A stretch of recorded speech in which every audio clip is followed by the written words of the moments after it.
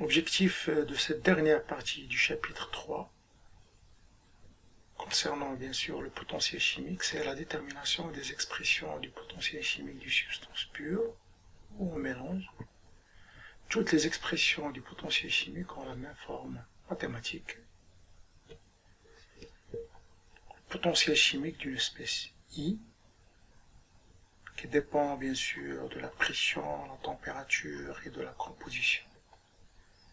C'est le potentiel chimique standard, à la pression P0, qui est la pression standard, plus RTln de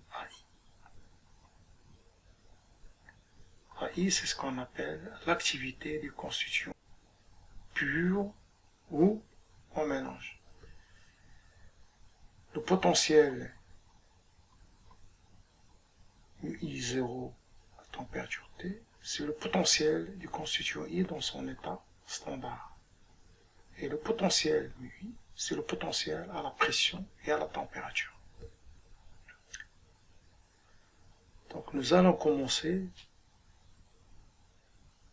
par la détermination du potentiel chimique des corps purs, symbolisé par mu avec une astérix.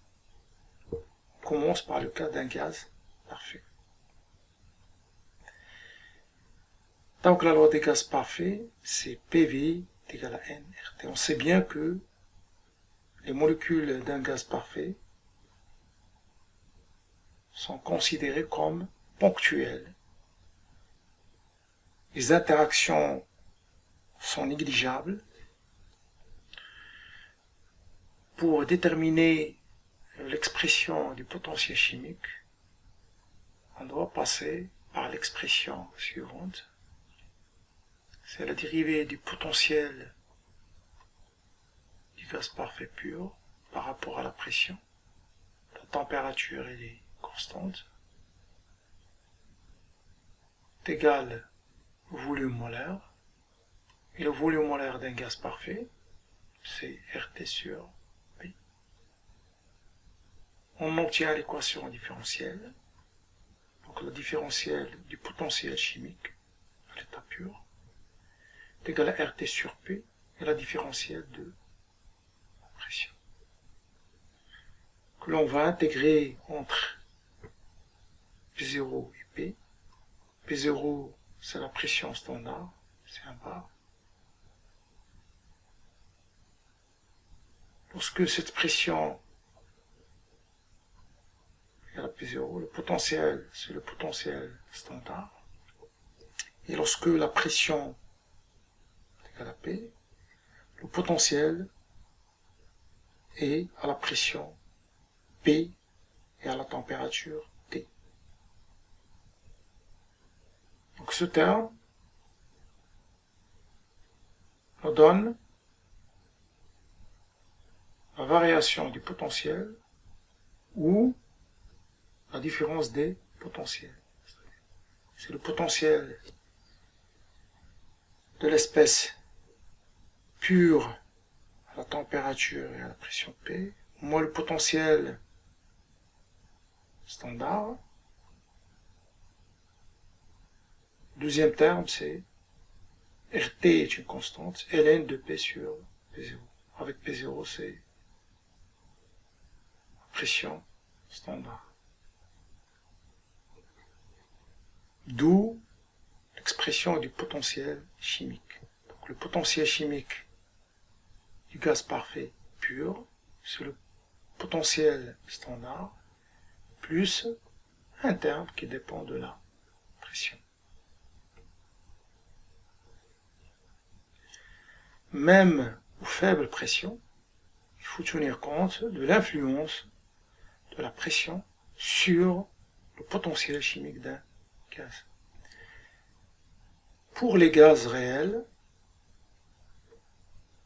on sait bien que les gaz réels, les interactions ne sont pas négligeables, les molécules sont plus ponctuelles, c'est-à-dire ils ont un volume propre. Dans ce cas, on définit une grandeur qui s'appelle la fugacité. l'écart de comportement du gaz réel par rapport au gaz parfait est exprimé par une grandeur F qui s'appelle la fugacité. C'est une pression,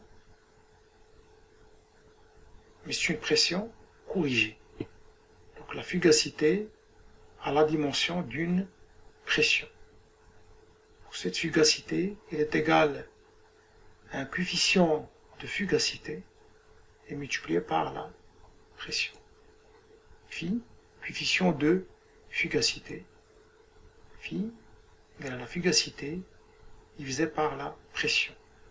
Un cas particulier, si la pression P tend vers 0, alors le gaz réel se comporte comme un gaz parfait. Dans ce cas, le coefficient de fugacité tend vers 1. Et la fugacité, ce sera égal à la pression. Pour l'expression du potentiel chimique, on va remplacer tout simplement la pression du gaz parfait par la fugacité du gaz réel. Le potentiel du gaz réel, qui dépend de la température et de la pression, c'est le potentiel standard plus un terme qui dépend de la fugacité ou bien de la pression, bien sûr. Si on remplace cette fugacité par le coefficient de fugacité multiplié par la pression, on obtient à la fin le potentiel chimique du gaz réel qui est composé de 3 termes. Le potentiel standard, un terme qui dépend de la pression, plus un terme, c'est le troisième terme, qui est dû à l'écart par rapport au gaz parfait. Avec phi, c'est le coefficient de fugacité. Si ce coefficient de fugacité tend vers 1, troisième terme tend vers 0, et le gaz se comporte comme un gaz parfait. Autrement dit, potentiel chimique d'un gaz réel sur le potentiel chimique du gaz parfait, plus un terme qui est dû à l'écart par rapport au gaz parfait. Maintenant, on va traiter le cas d'une espèce à l'état condensé. Passons toujours par la relation clé. Donc, la dérivée du potentiel par rapport à la pression, la température constante sur le volume molaire. On obtient l'équation différentielle. Le différentiel du potentiel sur le volume molaire multiplié par la différentielle de pression. Pour un état condensé, le volume il est indépendant de la pression. Donc le volume il est constant. Donc l'état condensé non compressible, dans ce cas-là le volume il est constant.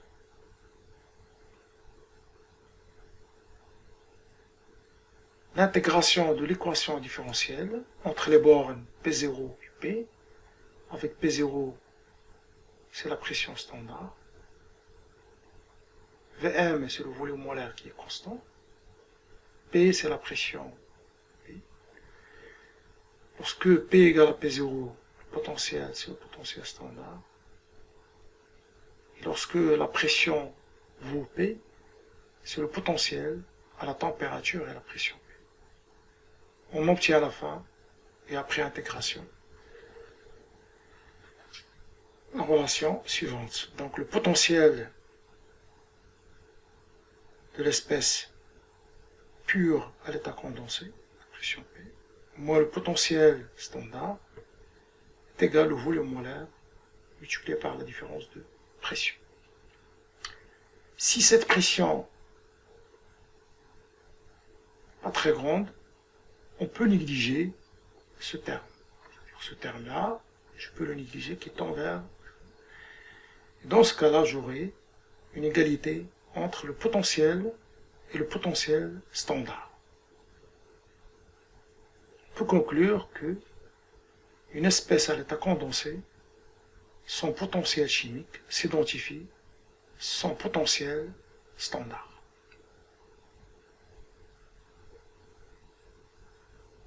On va traiter un exemple. Quelle est la variation du potentiel chimique lorsque delta P est égal à 100 bar dans le cas de l'eau qui est pure? On a le volume molaire. On doit tenir compte de la pression. Donc, la variation du potentiel, ou bien la différence entre les potentiels, est égale à V1 fois la différence entre les pressions. Nous, la relation très simple. Donc, la variation du potentiel, c'est la variation de delta P multipliée par V1. Par un simple calcul et en tenant compte des unités, donc le volume c'est en mètres cubes, la pression c'est en pascal. On a une valeur de 180 qui est faible. Ce n'est pas une valeur qui est importante, mais c'est une valeur qui est faible. Bon. Maintenant, on va traiter le cas des mélanges, en commençant par un mélange de gaz parfait.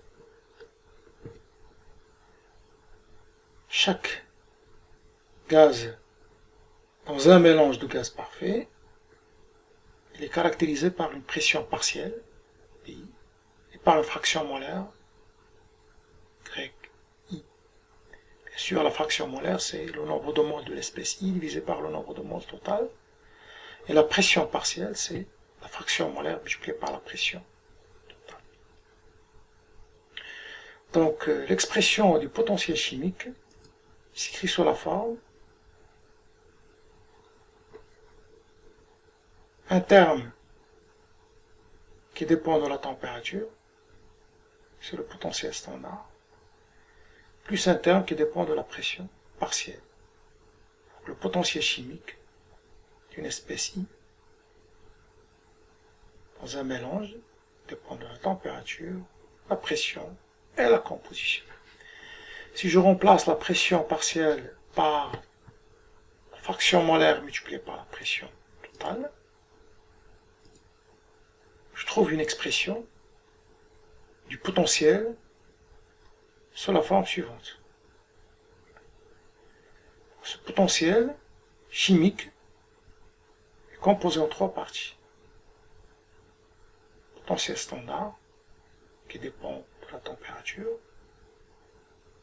un terme qui dépend de la pression, et un terme qui dépend de la fraction molaire, c'est-à-dire c'est un terme qui est dû au mélange.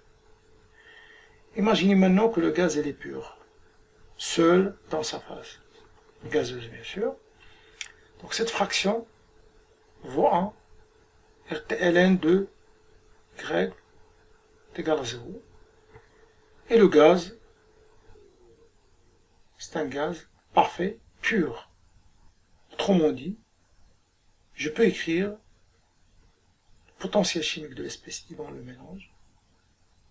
C'est le potentiel chimique de cette espèce pure plus un terme qui est dû au mélange, c'est-à-dire il dépend de la fraction ou bien de la composition. Maintenant pour un mélange de gaz réel. Le potentiel chimique s'écrit de la même façon en remplaçant tout simplement la pression PI par la fugacité FI. Si je remplace la fugacité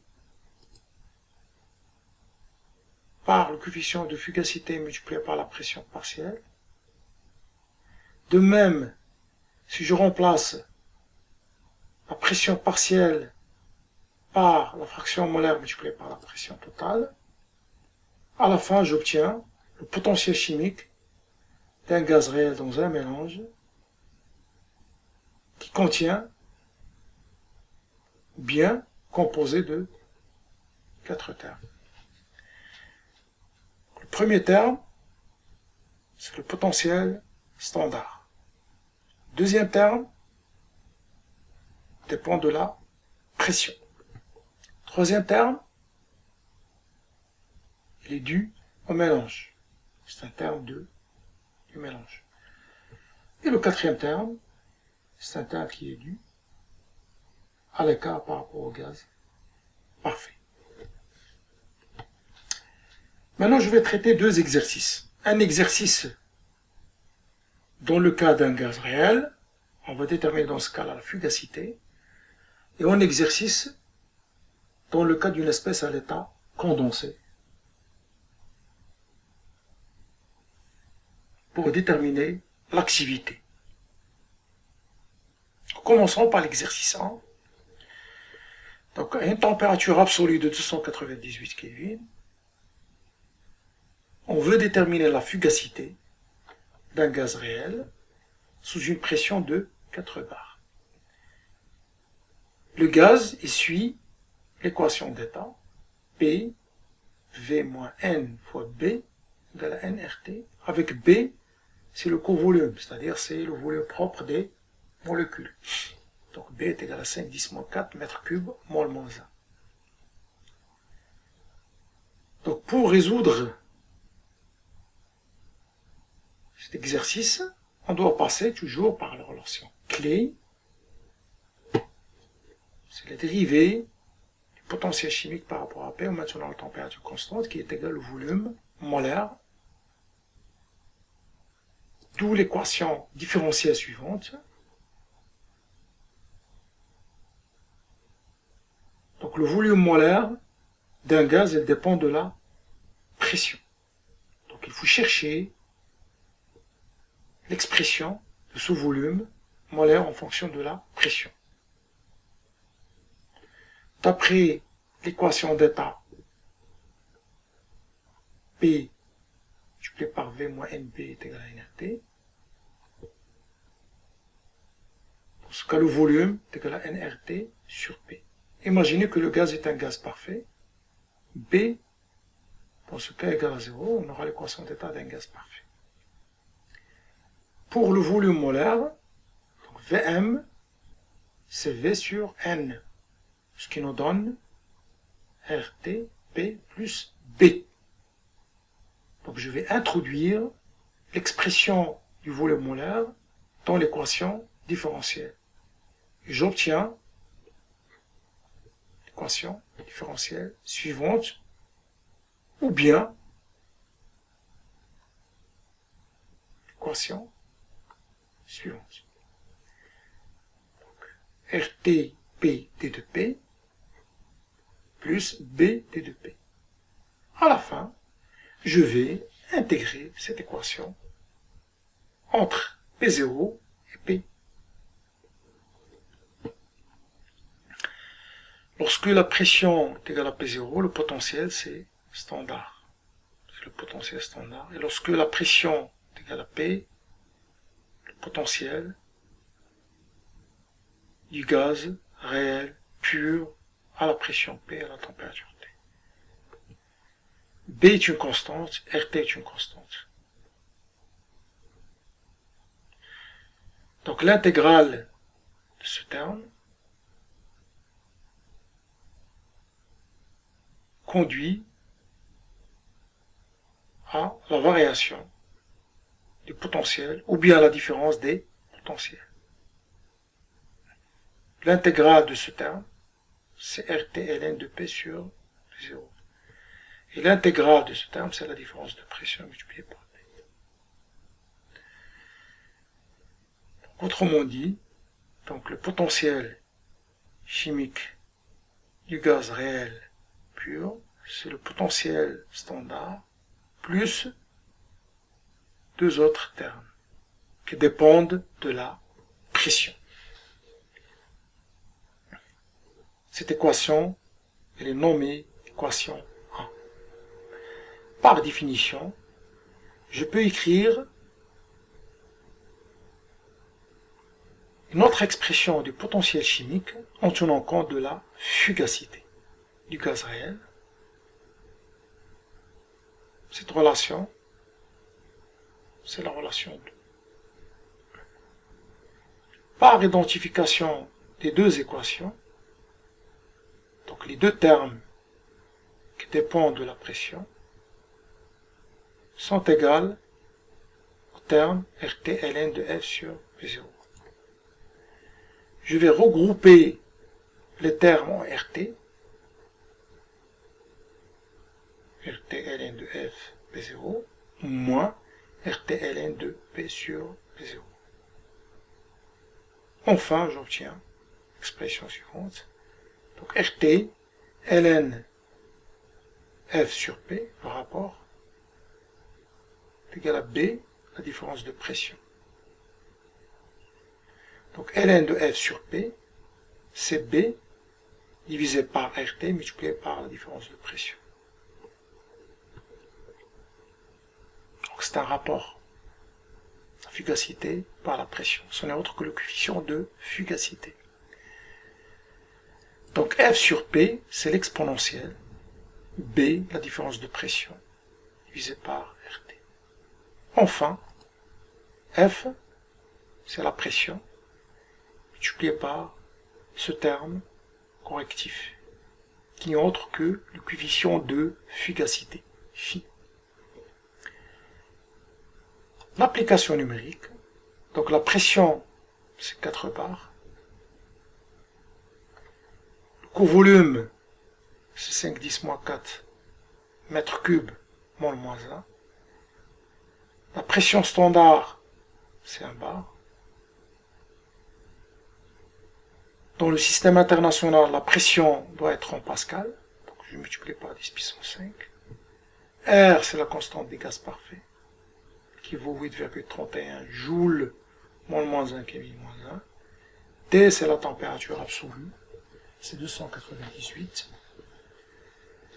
Donc, le mètre cube multiplié par le pascal, c'est le joule. Donc, joule mol moins 1. Joule mol moins 1. Donc, c'est un nombre sans dimension. La fugacité vaut 4,25. On peut déterminer facilement le coefficient de fugacité. C'est F, la fugacité, divisé par la pression.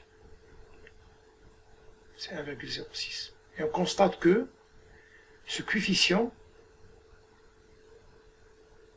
tend vers 1. C'est-à-dire c'est une valeur qui est proche de l'unité. Donc à cette pression, on peut conclure que le gaz se comporte comme un gaz parfait.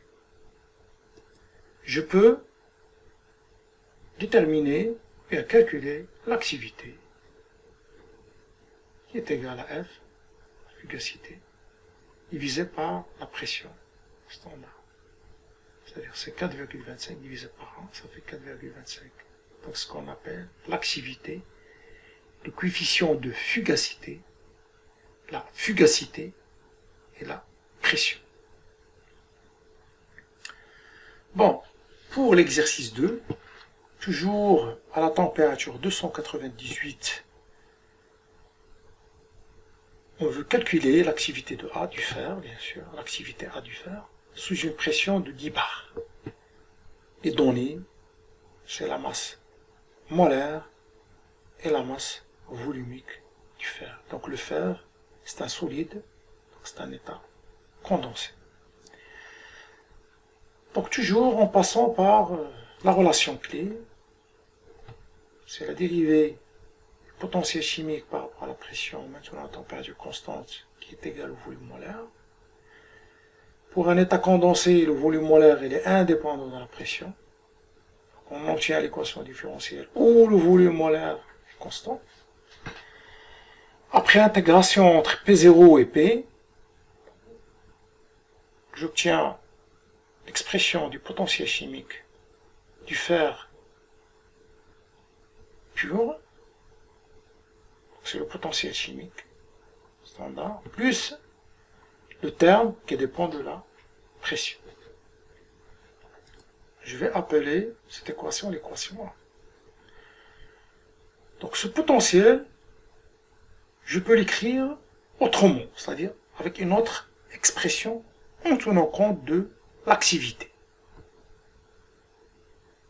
Le potentiel du fer, c'est le potentiel standard plus RT ln de l'activité. Donc les deux équations sont égales par identification. Donc ce terme, Vm multiplié par la différence de pression, c'est RT ln de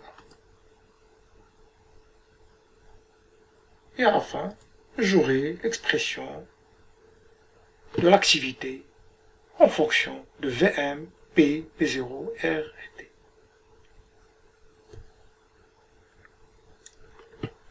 À partir des données, la température absolue, la pression 10 bar, la masse du fer, et la masse molaire du fer, la masse volumique du fer. Donc il faut déterminer le volume molaire. Bien calculer le volume molaire. On sait bien que le volume molaire d'une espèce à l'état condensé, c'est sa masse molaire divisée par la masse volumique. Donc la masse molaire du fer, 56, divisé par 7,2, 7,78 cm3 mol moins 1, donc c'est une grandeur molaire. Dans le système international, 1 cm3, c'est 10 moins 6 m3.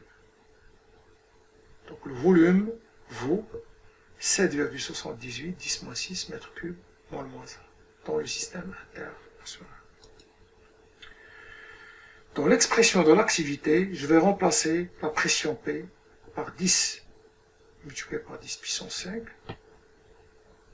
la pression standard par 1 10 puissance 5, la constante des gaz parfaits 8,31, la température absolue 298, j'aurai une activité de 1,003 proche de l'unité.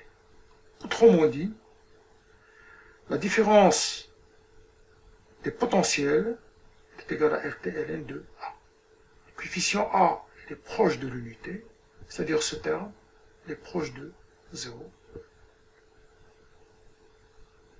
Nous pouvons conclure que le potentiel d'une espèce chimique à l'état condensé s'identifie à son potentiel standard pour des pressions raisonnables. Maintenant, je vais vous donner des expressions de l'activité de quelques systèmes. Sachant que le potentiel chimique d'une espèce s'écrit sur la forme potentiel chimique, c'est le potentiel chimique standard plus RT ln de AI. AI, c'est l'activité. Le système sans activité. Un gaz parfait dans un mélange de gaz parfait, bien sûr. Son activité, c'est la pression partielle divisée par la pression standard. 1 bar. Cette pression partielle, c'est la fraction molaire multipliée par la pression totale. Gaz réel dans un mélange. La pression partielle, elle est remplacée par la fugacité du gaz I dans le mélange. Elle est égale à son coefficient de fugacité multiplié par la pression partielle. Et cette pression partielle, c'est la fraction molaire multipliée par la pression totale. Toujours la pression, c'est la pression de référence. Pour une phase condensée pure, solide ou liquide, l'activité est égale à 1. Pour un solvant, dans une solution diluée, c'est-à-dire le solvant il est en grande quantité, la soluté elle est en très faible quantité, Dans ce cas, l'activité du solvant, c'est égal à 1. Prévoisine de 1, bien sûr. Soluté dans une solution diluée idéale. C'est une solution. Soluté en très faible quantité. L'activité, c'est sa concentration molaire divisée par la concentration de référence. Cette concentration de référence, c'est 1 mol par litre. Soluté non dilué. On doit introduire ce qu'on appelle un coefficient d'activité. Gamma indice. Lorsque la solution très diluée, ce coefficient d'activité, tend vers 1.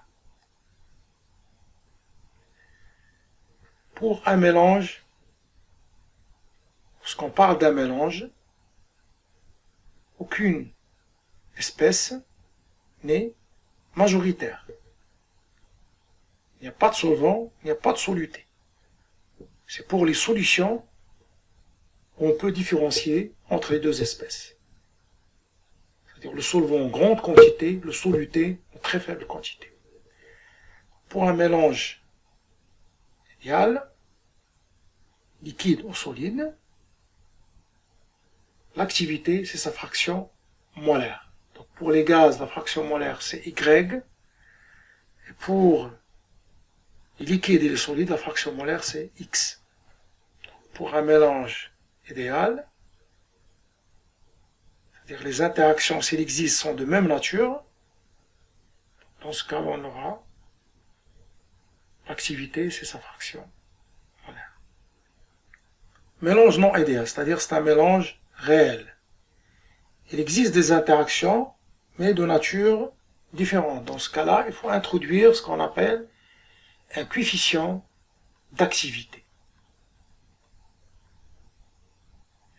Lorsque ce mélange idéal, ou bien ce mélange réel, il tend vers le mélange, ce mélange non idéal, réel, il tend vers le mélange idéal, ce coefficient, il tend vers 1. Donc, le chapitre 3 est terminé. Concernant ce chapitre, nous avons traité la première partie qui a été consacrée aux grandeurs molaires partielles, et en particulier le volume molaire partiel. La deuxième partie, c'était la notion du potentiel chimique. Et la troisième partie, nous avons déterminé les expressions du potentiel chimique. Tout ce que nous avons vu durant ces 3 séances vont nous servir pour étudier les propriétés thermodynamiques des mélanges, les mélanges liquides, ainsi que les propriétés des solutions diluées, c'est-à-dire les propriétés collégatives, à savoir la tonométrie, la cryoscopie, l'hybilioscopie